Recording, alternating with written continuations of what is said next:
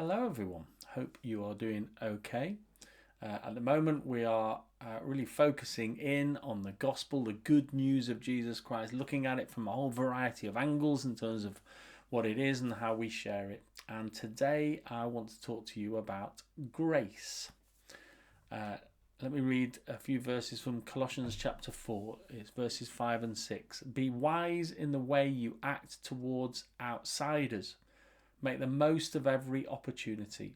Let your conversation be always full of grace, seasoned with salt, so that you may know how to answer everyone. Full of grace. What does grace look like in action? There's a great story in John chapter 8.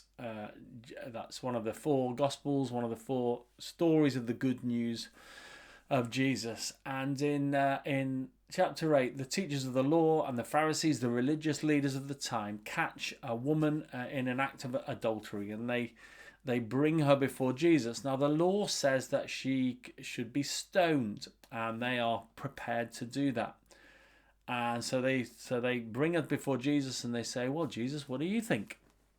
And they're using it as a trap, because if he shows her mercy, then they have him for disobeying the law. If he says to stone her, the crowds then will turn against him. And it's an interesting moment where Jesus then just bends down. It doesn't answer the question, just bends down and begins writing in the dust on the ground with his finger. We don't know what he was writing or why, but the storyteller, John, tells us about that.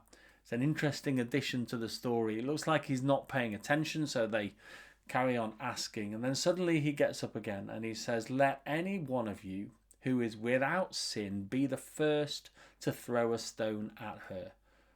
And then he bends down again and goes back to writing on the floor. You see, the religious leaders had two categories of people: righteous people and sinful people. Righteous people like us, they would say, and sinful people like this woman here.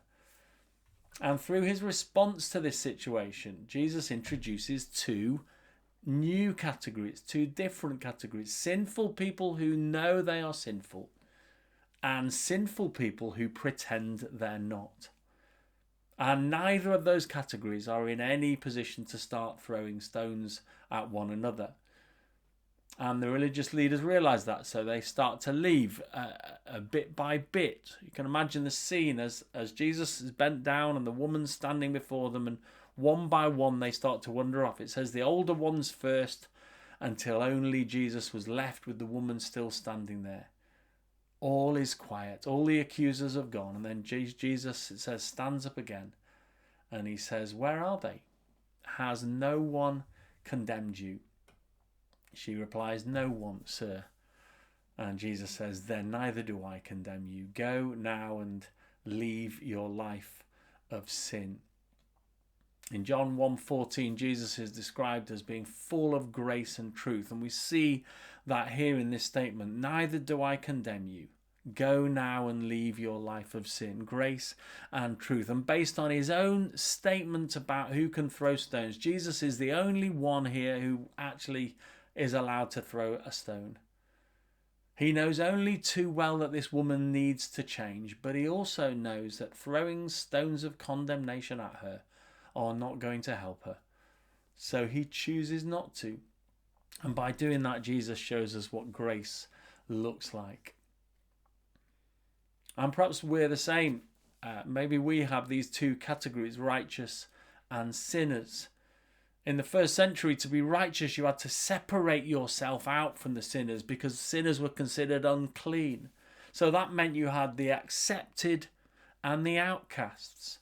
And then when you look at Jesus' life, he was sinless, the only sinless person who ever lived, but he embraced the outcasts. He went to them and spoke with them and ate with them. He laid hands on them. He loved them. He didn't condone their sin. He didn't say it was okay, but he offered them the possibility of forgiveness and restoration. Perhaps we see the world a bit like that. We've got the Christians here and the rest of the world there, and the righteous and the sinners. And sometimes I guess we have stones ready to throw at those who don't live the way that they should.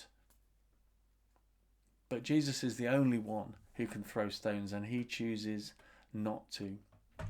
See, the danger is when we think that it's our job to try and make other people acceptable to God.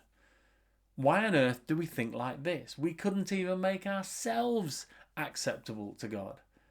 We know from personal experience that changing people is God's job, not ours. We don't change in order to get into a relationship with God. We come as we are.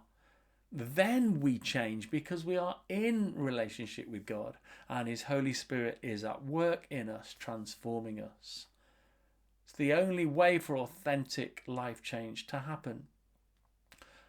And if we don't allow others to come as they are, then we send out the message that God won't either.